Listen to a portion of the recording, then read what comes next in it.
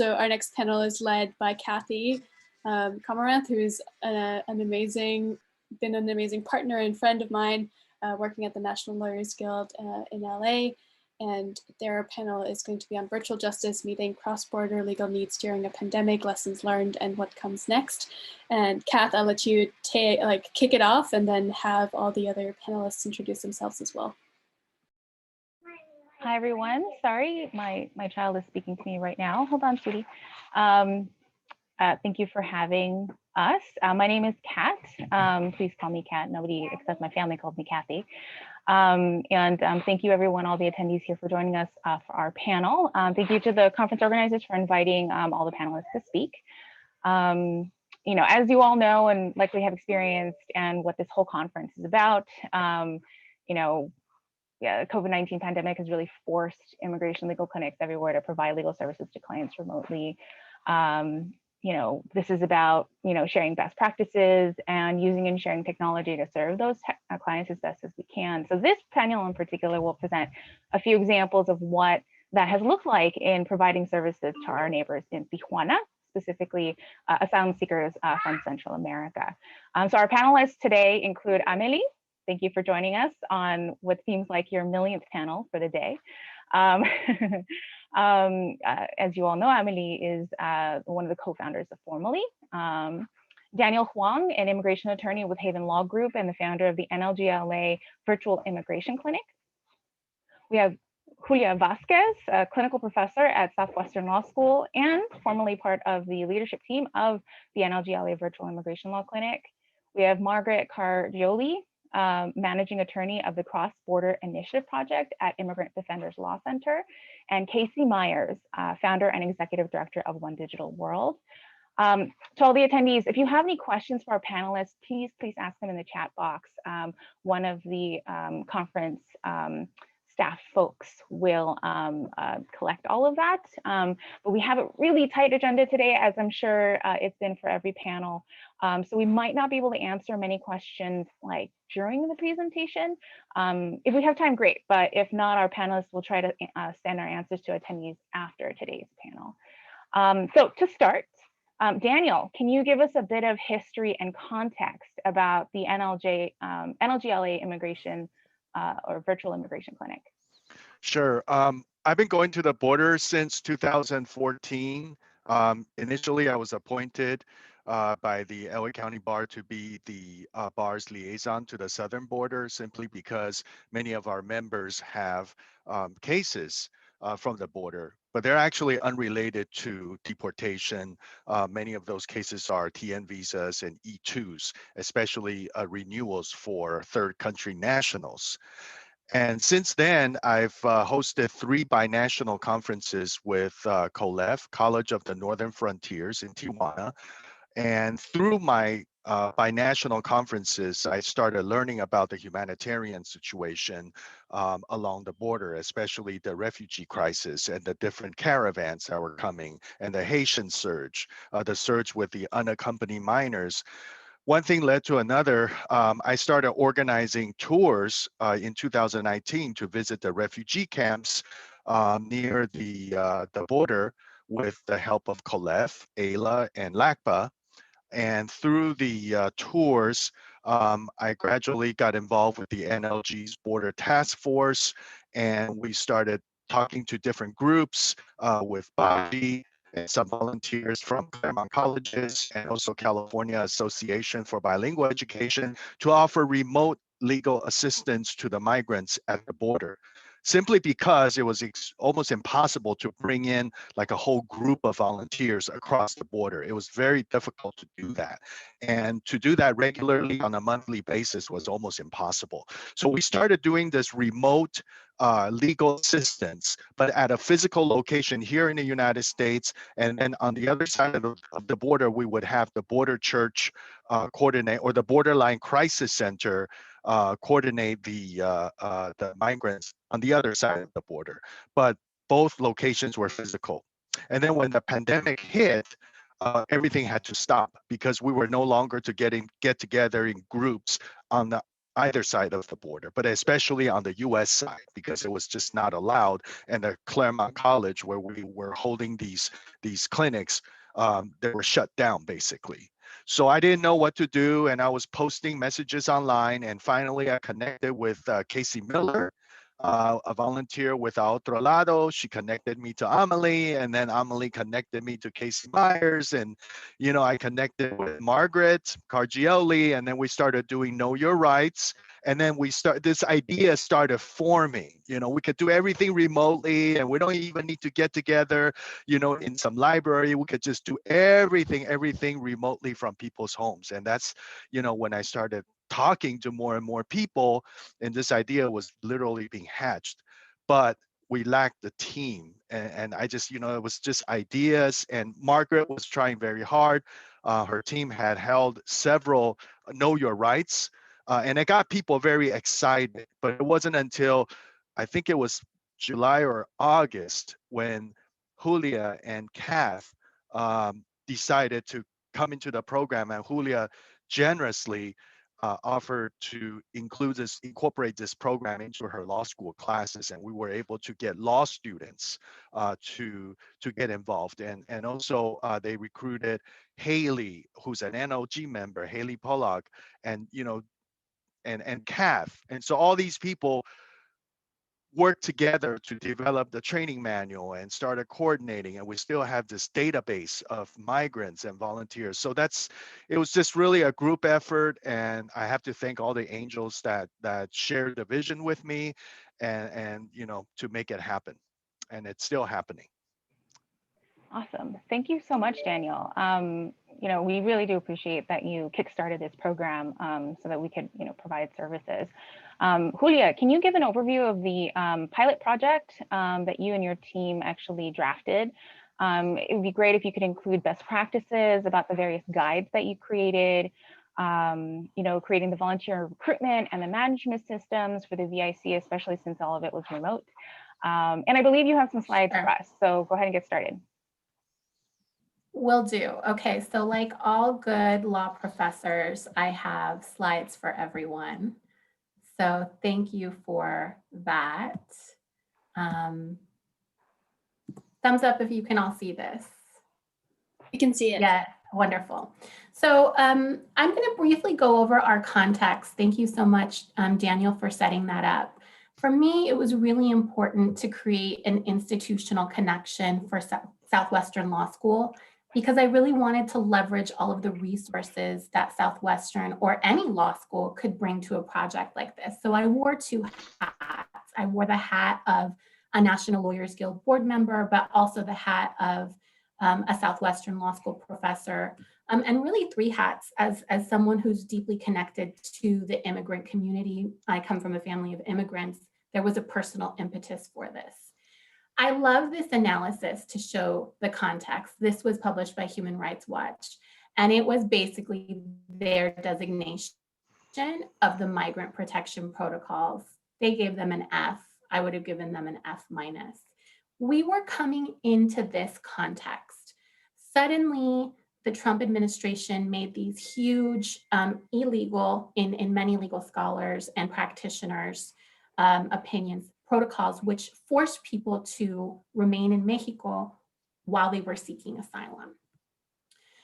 Announced in December 2018, began in early 2019. Essentially, folks would present themselves at the border, many after a long journey that many of us can't even imagine, right? Super resilient people, given a notice to appear and sent back to Mexico. So the context for us is Tijuana. We're focusing on Tijuana, Tijuana, San Diego, and specifically that port of entry. Just to give some context on what approvals look like, and this is just for the San Isidro port of entry, which a lot of folks might not know is the San Diego port of entry. San Isidro is the first city bordering. All cases, and this is by Track Immigration, a really cool website that tracks all immigration cases nationally. So out of 660,000 688. I'm sorry, I'm laughing because my daughter's learning numbers and I'm like, this one would be hard for her. It's also probably a technique that I'm using to not get so depressed. Only 522 were approved in the port of entry. Out of the 522 cases approved out of all of those. And so these are dismal. Immigration court is dismal to begin with, but these are dismal. So we're entering this, Kathy Khommarath and myself entered in the summer to help with the structures and the systems because that's what our area of expertise is and was. Between Kat and I, we have probably like 20 years of experience of doing large scale workshops, but not with this community. So it was a challenge for us as well. The structure is as such. We had a border facilitator who was on the ground. He himself is an asylum seeker, and he would sign folks up at the Borderline Crisis Center in Tijuana that Daniel mentioned. Then the asylum seekers would complete their profile on Formally and begin to the best of their abilities to complete the asylum forms. When I first heard about Formally, I was like, I was incredulous. And then I started to go into it and use it. And I was like, why has this not been implemented before? That being said, some folks did really well with it and other folks, it was a blank slate, right? And so recognizing that for some folks, they're going to be able to use the tech and for others, they're just not, right? They're just not going to be able to do it, depending on where they come to us from. So the next step was an optional step, and that is where we had pre-trained law students to go over the Formally account with them and do a once-over, take them step by step, bolster questions as needed, and to know any questions that that migrant had to then pass on to the National Lawyers Guild volunteer attorney. It was really important to train those law students between the difference of legal information and legal assistance because they can't give advice yet. They can't give advice yet, but they can give information. And more importantly for the attorneys, they can take questions so that we can prepare ahead of time for their questions. Again, this was optional. So our model can simply be migrant complete formally, straight assignment to the NLG immigration attorney. Step 4 is connecting the immigrant, the asylum seeker rather, with the National Lawyers Guild volunteer attorney. And this is really a robust review. It's a pro se clinic, meaning we're not representing them. That was hard for folks, right? I think they're used to it. I think they hear that a lot, but it doesn't mean that they don't ask you and they don't have that expectation. And good for them, like they should push us to want to take on their cases. But the reality is that we can't. So we, at every step of the way, talked to every member involved that this is a pro se clinic. We're prepping you to put your best foot forward under these really harsh laws. And then the last piece is ongoing support and communication provided by the supervising attorneys and the NLG border facilitator. That the person that we had was actually doing a pretty amazing job. Like he was really pushing us as volunteers, as coordinators, super professional, but giving us those reminders that we needed as well. I don't know if we could have had the success that we did without those. I also want to point out, I know I couldn't have had any success without a few individuals. First is Haley Pollock, who's on here. She's my research assistant from Southwestern Law School, and Adrián Rangel, also a research assistant from Southwestern Law School. It was really important for me to give them paid research assistant roles because they were doing so much ongoing support we were literally fielding multiple emails that took at least an hour, maybe half an hour every day, whether it was from the volunteer attorney or the volunteer law student. And from that experience, so we ran the clinic from, I would say, midsummer, and we're wrapping up now. We have these best practices. First is a really robust volunteer training, both levels of volunteers, one for law students, one for lawyers. And this has to be available 24/7 with live dynamic documents. We chose a Google Doc with embedded video trainings, embedded forms of when you're done, fill this out. It had all of our live emails. When someone jumped off and we had a new coordinator, we could change that. So there was never a stagnant document.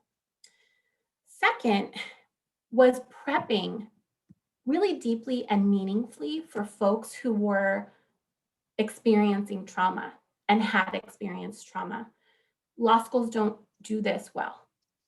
Obviously, I think I do as a professor, but as most, we're not prepping folks for that. And so that was something that we had really deep discussions on what was the best way to do this. And I would ask that folks, as they're designing their technology, also design your technology in that way, right? Especially for asylum seekers. The third part was, I think, something that we still need to do really, we need to figure out how to do better. And that's train your volunteers about the limits of their knowledge. For us specifically, it was the MPP for specifics, the policies and protocols that are so specific, sometimes to the ports of entry, sometimes to the individual officer. You can be the best immigration attorney internally in the US and do asylum all the time. You're still not going to know these on the ground protocols. And that's where we would call on Margaret. We would be like, Margaret, what do we do here? Margaret, what's this? And she had a lot of the answers for us, but on the back end, we need to do a better job of training, because that's what the migrants are asking. They're asking, okay, where do I go? What gate do I go to? Which officer? Who do I turn this paper in? And we didn't have the answers. The fourth is supporting, communicating, and monitoring your volunteers. And that's why I brought in the research assistants. We were all volunteers. We all had our day jobs. So we needed someone to man our email, 18 hours a day. Woman our email 18 hours a day. And finally is, and I'm finishing up, Kat, our high impact clinic model, I think, worked the best. And that was a 1 to 2 day clinic where everybody knew, block off your Friday, block off your Saturday. We're going to roll up your sleeves. We're going to get it done on these 2 days. This longer model where we've done it over a few months, it feels less successful, I think, to everyone involved, including the migrants who want us to get back to them immediately. So with this high impact model where it's 1 or 2 days, everybody knows, make yourselves available, including the migrants, including the volunteers, including the law students, and including our end, the folks who are creating that infrastructure. I am all done, so I will stop sharing my screen. And I also will send Amélie the version of our training guide that's ready to be shared. I want folks to use it. Use what you like. We designed it so we can help as many as people as possible. So please, please use what you can, and I'll share that with you, Amélie. Awesome. Thank you so much, Julia. All of the materials that you've created have been extremely helpful and useful. And I love that they're constantly being updated. So that's extremely helpful. For the next part, I'd like to have both Daniel and Margaret kind of tag team on the answers. Can you actually talk about the challenges about working from the US remotely with clients in a different country? And also, if you can tack on to that, some of the successes of the virtual immigration clinic as well. Hi, so I'm Margaret Cargioli. I'm managing attorney at Immigrant Defenders Law Center. We are a social justice law firm, an organization that works to fight on behalf of immigrants and to ensure justice in immigration court.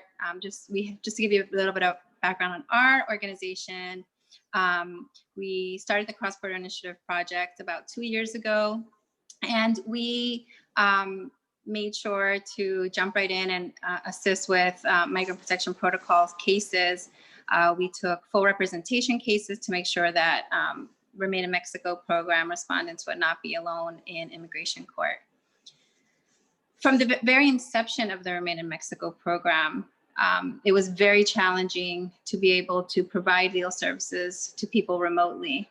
The pandemic has put all of this into perspective for everyone now, but basically how everyone's feeling right now about trying to do their legal work and help their clients, that's exactly and worse of how it felt as an attorney trying to represent asylum seekers who are forced to live in dangerous Mexican border cities and towns.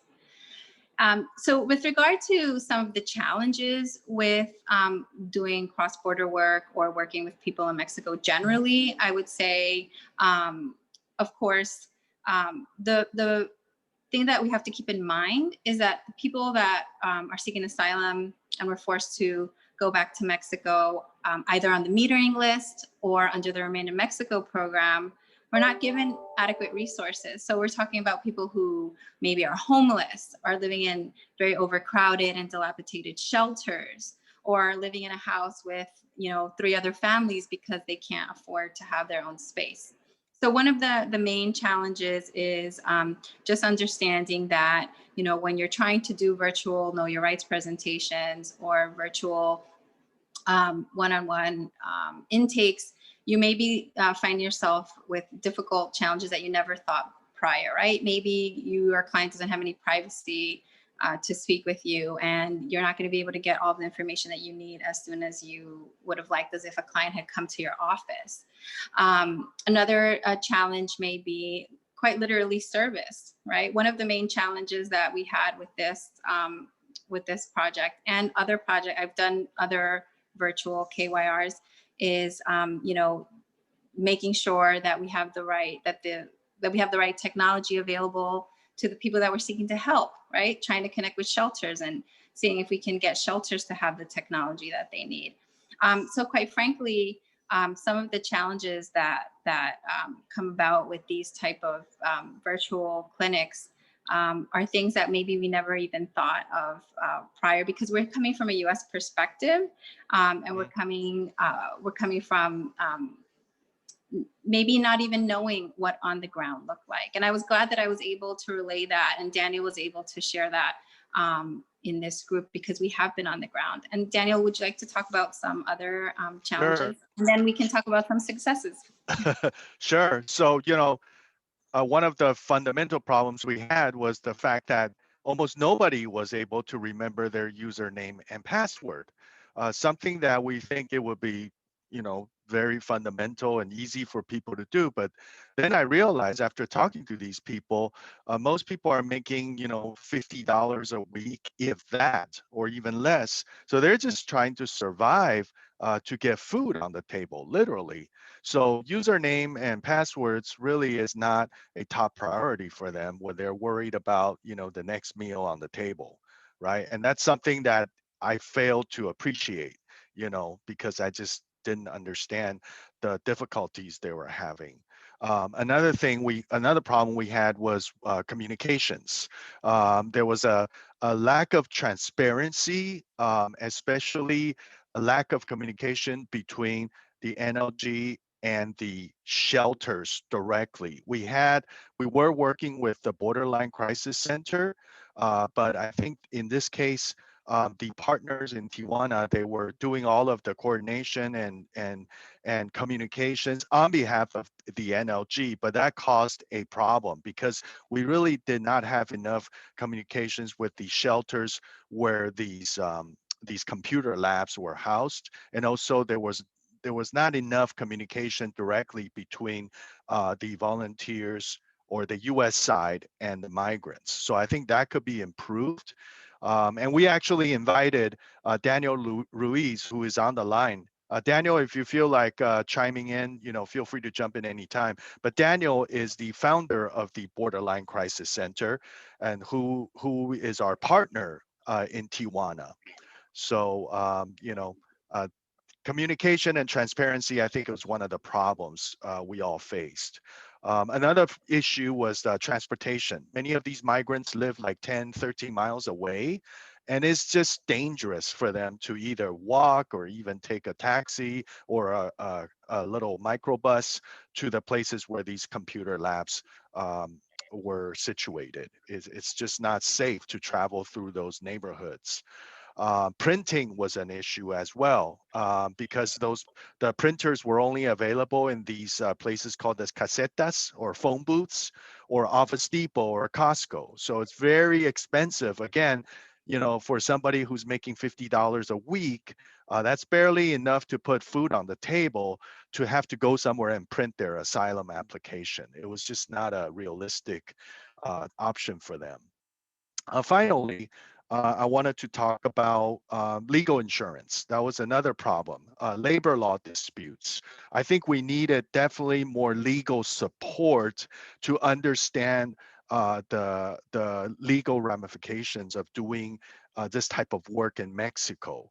I am aware that some of our colleagues have had some problems with law enforcement in Mexico because it is not lawful for foreigners to engage in political activities in Mexico. How is this type of activity going to be defined by the Mexican authorities remains unknown, right? The colleagues who has had problems, they were physically in Mexico and they were physically conducting these know your rights or these consultations in Mexico. How will this affect our virtual program? Nobody knows. Daniel, do you want to chime in? You're Yes. muted, Dan. Hi, everyone. Well, the problems that we're having, one of the major problems that we had, one of the laptops that we're using to input the information got hacked. Felix's laptop. So that right there was a big old problem. He reported to Emily about the situation, and I think they took care of the situation. Another thing that we had a problem with in the beginning was just getting people to trust in the program, because the main question for them was, is this tied in with the government? Is this going to be information going to the government? And that's one of the things they were more worried about. Another thing was the people were having a problem with some of the questions. So, Felix was one of the persons that got taught how to use the program. So so he had to tell them, okay, this means this means that. So there's some of the questions that they didn't really understand. The other thing was the shelters. The shelters. Working with the shelters, sometimes the shelters are like, really protective of their people, and they don't really know what's going on. They don't really understand, and just to get their basically their trust, you got to get their trust and able to work with the people there. So we had to work with trying to get that going. Helping with some internet, getting the internet going. We helped with the internet for Embajadores de Jesus. We installed the internet there, fiber optics, and they had some donations for some computers. So I went over there and set up a computer lab. I helped them install everything, and just basically getting the people that have the shelters that have internet, getting them set up and trying to work with them. And I think there could have been more done, and it just because of the pandemic, it kind of just slowed things down. So that's just main things. Thank you, Daniel Ruiz. I'm so glad you could join us for the panel. It would have been awesome to have given you a little more time to speak, but I did want to make sure we had some time for Margaret to talk about some of the challenges around boundaries and migrant expectations, especially since when we're working remotely, it's very different from in person, especially with the exchange of contact info. And then I want to make sure we have enough time to go into our success stories, at least one, because there were a couple of things that were successful about this. Yeah, so I do want to highlight one other point. Another challenge that's very important to talk about is the possible lack of confidentiality that some people may have, depending where they find themselves making these virtual phone calls. Something to keep in mind that with these types of clinics, to make sure that the individuals speak comfortably, feel comfortable to speak with persons that maybe they've never met in person and that they're speaking with over the phone. Or we actually had someone that declined wanting to participate that way because they of course, I'm sure, dealt with a lot of very serious past trauma and did not feel that this was the way they wanted to relay their information in order to complete an asylum application. With regard to your specific question about boundaries, it's a very important thing to keep in mind. For example, when we do in-person Know Your Rights presentations and clinics, you prepare all of your material, you schedule a day and time and place, attorneys present at that place, and the attendees are there. Once the clinic is finished, everyone goes their way, right?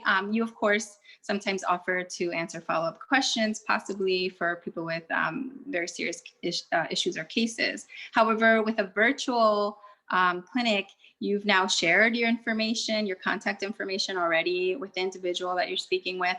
Because it's virtual, and even though you scheduled maybe a particular time and date to speak with this person, they now, will feel inclined to, call you possibly with further questions, etc.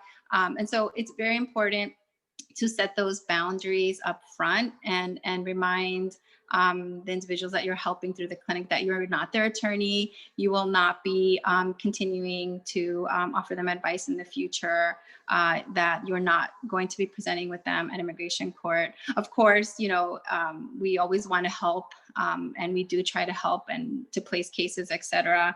But there are literally thousands of people in the Remain in Mexico program, and thousands of people who are metered. And so if boundaries are not set and clear expectations are not explained at the outset, it could actually do more harm to people than not. You don't want to prevent anyone from trying to find an attorney through another means, as an example.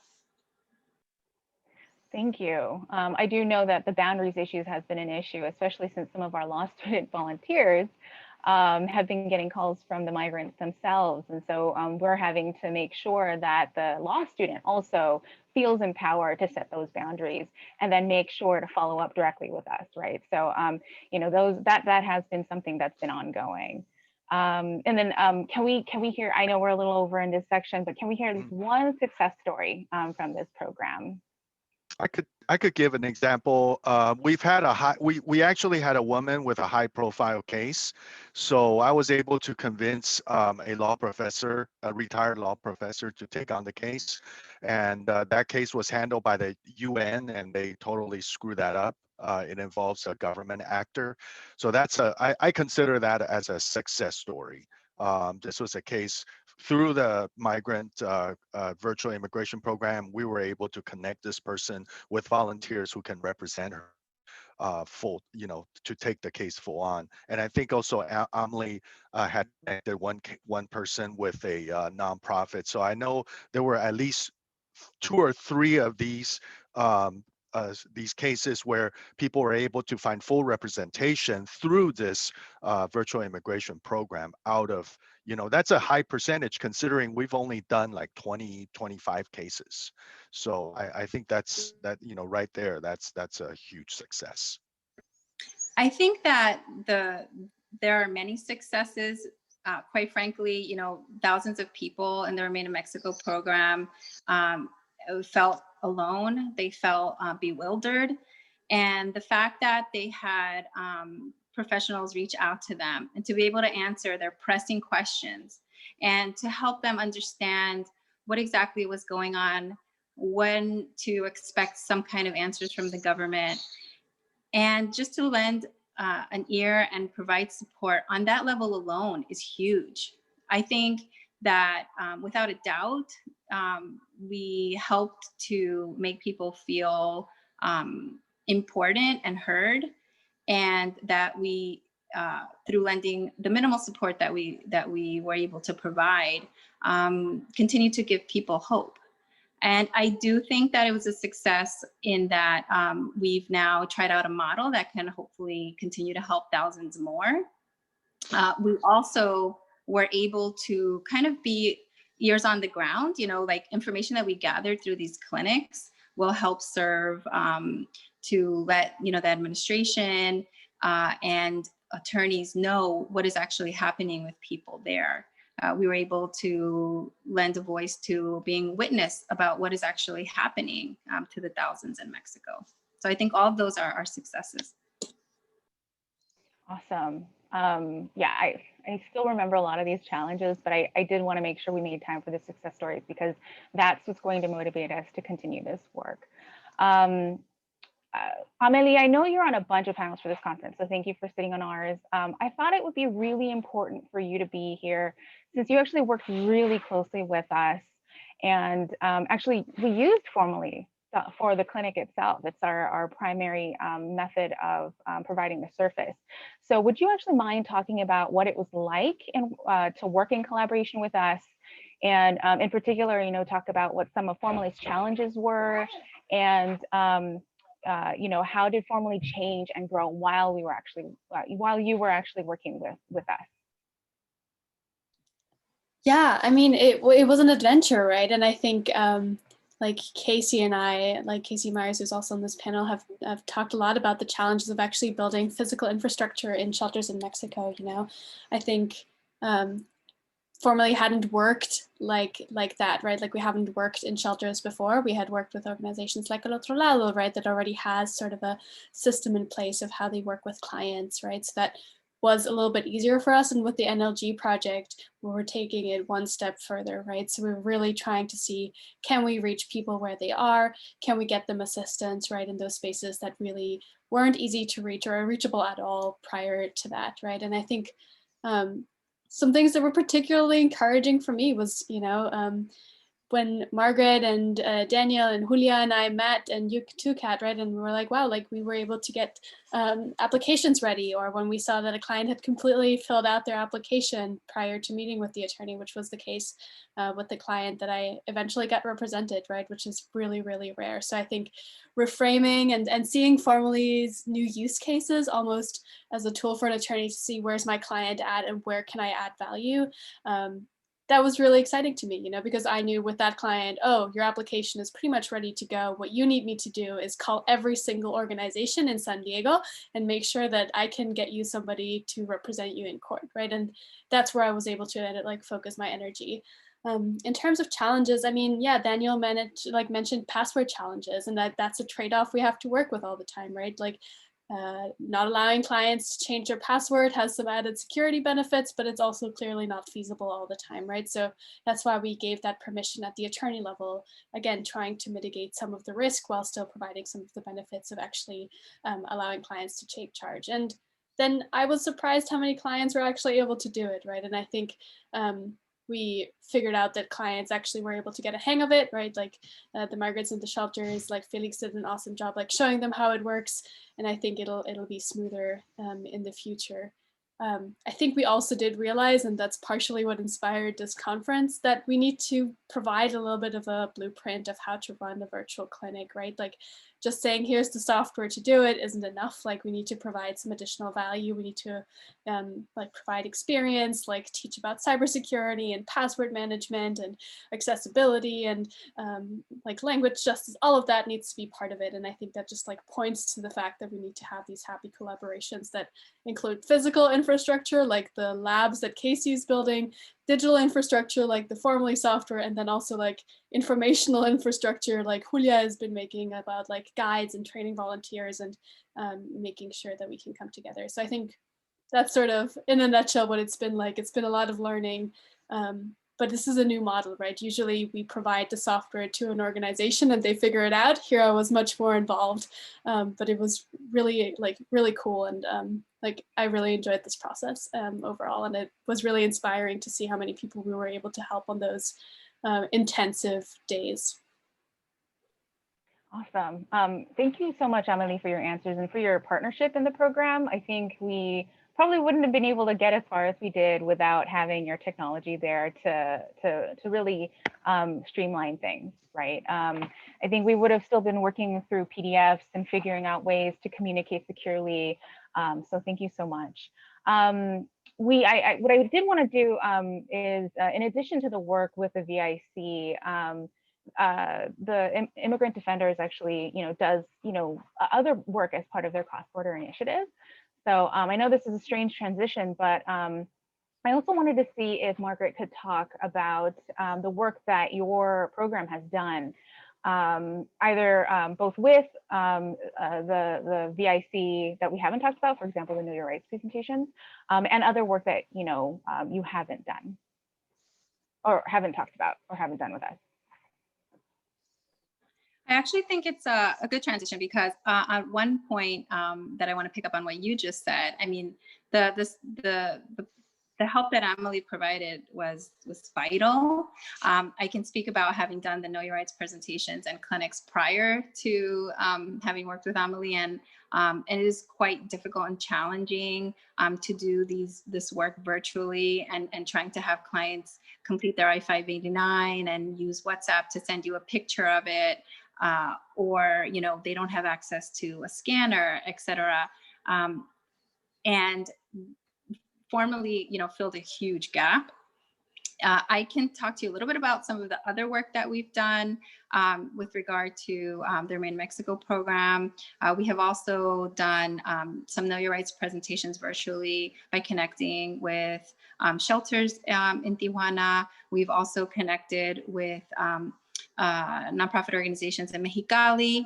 And right when the pandemic struck, I did not want to stop providing legal services to people that were in desperate need. So I just began to continue to connect with these individuals, try to brainstorm and figure out, how can we safely, given the pandemic, give Know Your Rights presentations, and where was it not safe? We didn't want to get a group of individuals together in a room where they would be exposing each other.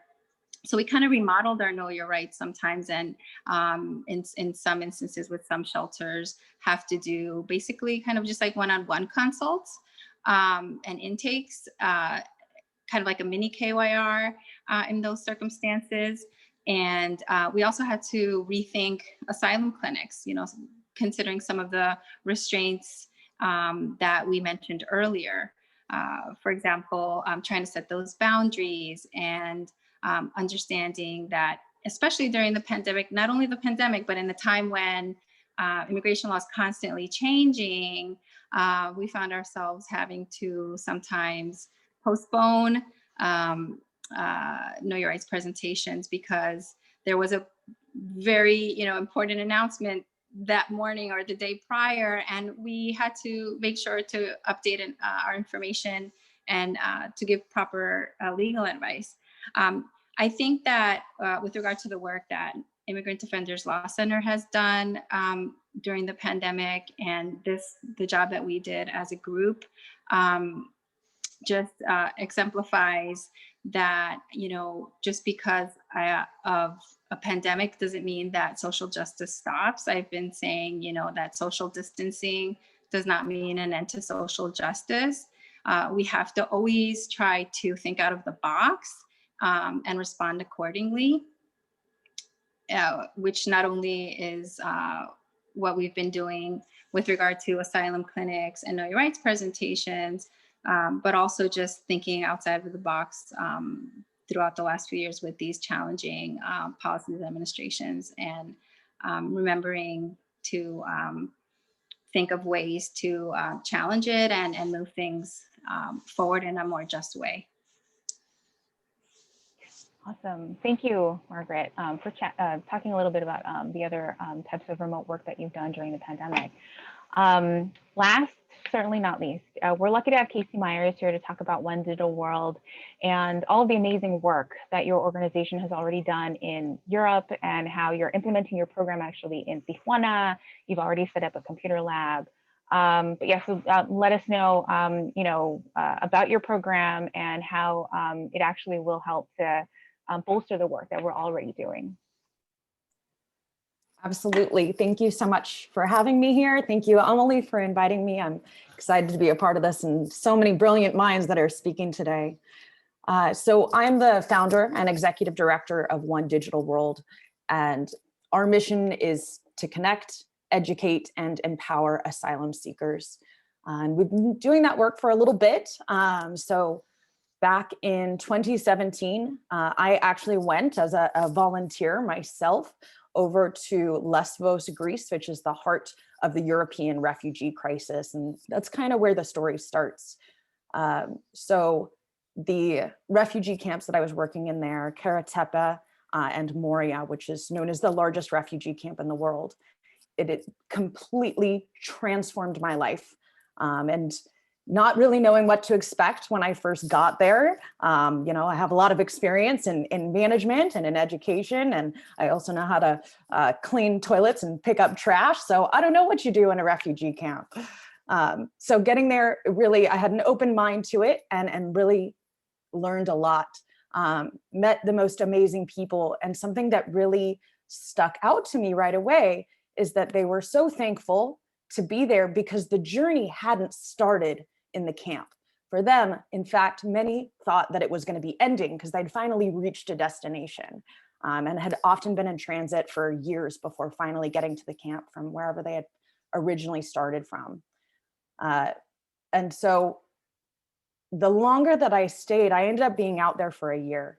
And the longer that I stayed, I realized, no, not only does it not end once you get to the camp, it doesn't end even when you leave the camp and you start your resettlement, because there are so many more issues, and it really starts a whole new journey.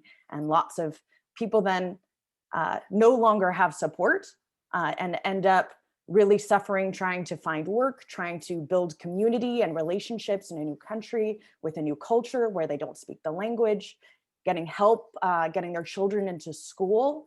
So these were issues that I wanted to work with them on, and particularly because people were in the camp for 1 to 2 years while their asylum or refugee application was being processed. I wanted to use this time to prepare them for the next steps. How do we set you up for success? And so I started working with adults and children in the camp, doing some conversational English, and figuring out, oh, what are your interests? What do you want to do? What have you done? And everyone, their biggest goal was, I just need to get a job as quickly as possible. I need to take care of my family that maybe is here with me, and I definitely need to take care of my family that hasn't been able to come yet. We see a lot of people that maybe have only been able to afford one member of their family to kind of go out first as the voyager and then be able to set up a life so that others can come and join them. So I naturally thought, well, then let's start working on your resumes. Let's get you ready. Let's get you ready for that workforce. What experience do you have already? And how do we transfer the experience that you have? In Europe, most of the refugees there were coming from the Middle East, coming from Africa. What work experience do you have that's going to help you get a job in Germany or in Holland? And so in doing that, I found out that they had little to no experience most of the time with computers.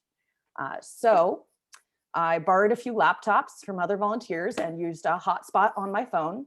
And we sat underneath an olive tree in the middle of camp and started teaching digital literacy. How do you use a computer? What is the internet? And how can you use this to be able to prepare yourself for a whole new life? So it was a really amazing experience, and really I saw it just made such a huge impact. In fast forward 2018, I came back to the US, back to San Diego, and what do I know? We start to see the same issues right along the US-Mexico border, only 20 minutes away from my house. And I learned, I also started studying really like, what are the differences? How does this work here? Is it similar to what I've been working with for the last year and a half? And the US system really, it helps refugees who are resettled from third countries. It gives them and provides them benefits and services to get on their feet. But as asylum seekers, we don't. And as asylum seekers that have the same problems, and they've gone through very, very similar journeys and have very similar journeys ahead of them, but they're not receiving that same resettlement assistance. And so just as important, again, was to prepare them before they are going into, before they're going and they need the job and they need the housing, how do we get them ready? So that is how we started One Digital World, because I realized this is not a new problem. Europe was just 2 years ahead.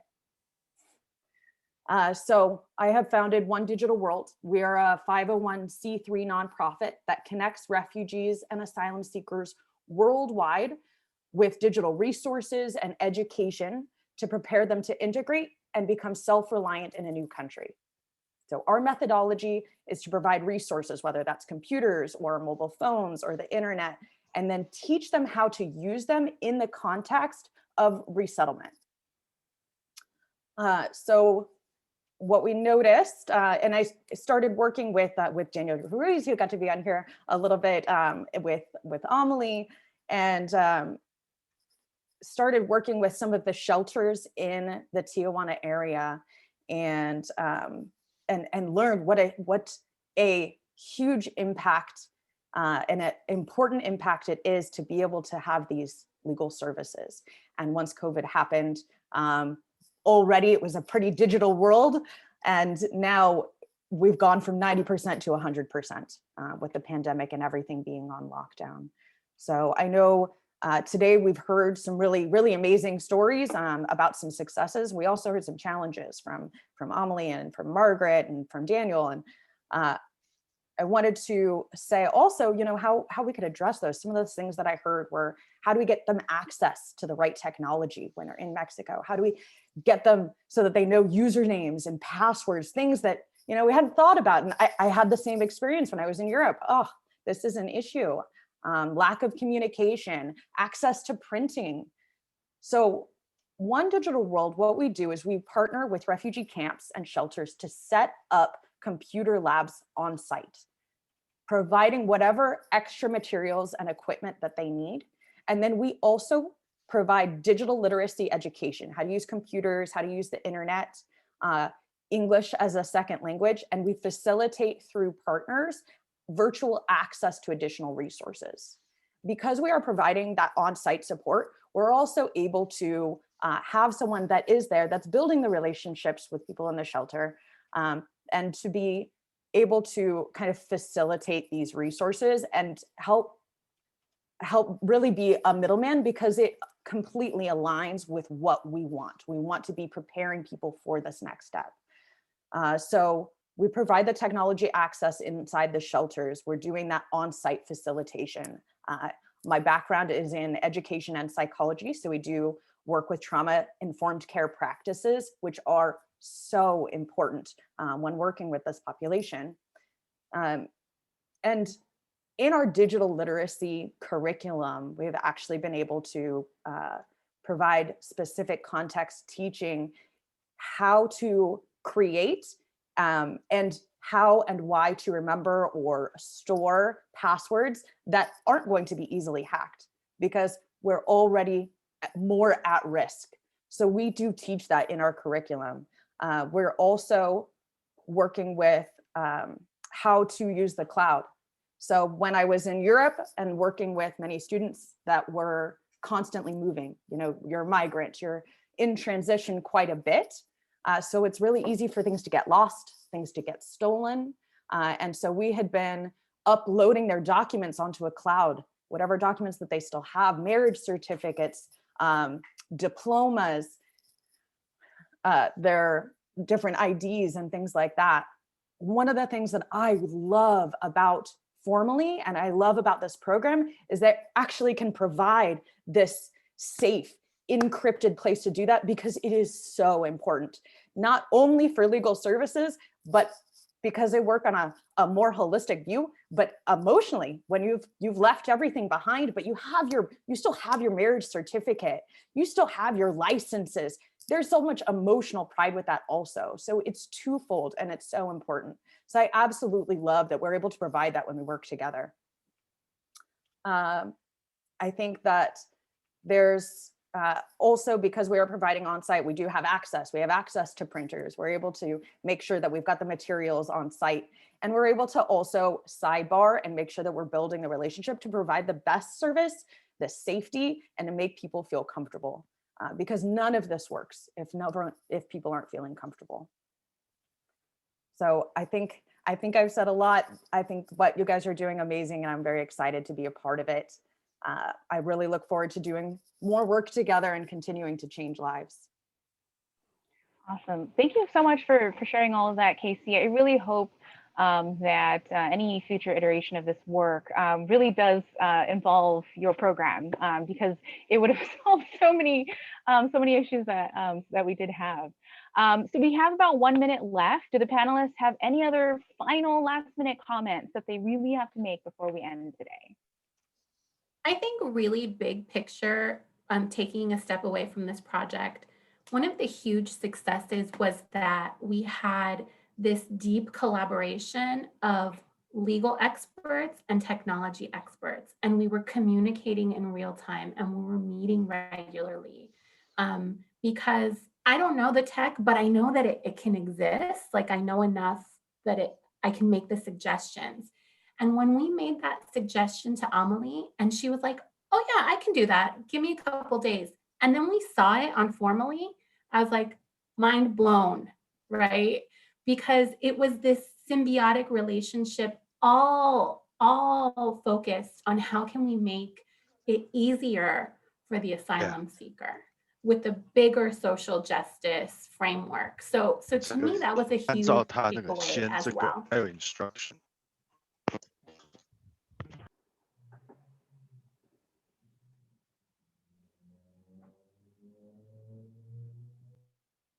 Any other final comments? That was a really good point, Julia. Thank you for pointing that out. Okay, well, we're at time. Thank you so much to all of our panelists for everything you've done, for the work that you've done with the asylum seekers. Thank you for our attendees for joining us today. I hope everyone has a great rest of the day, and just keep your ear to the ground to see how else folks can get involved in this work.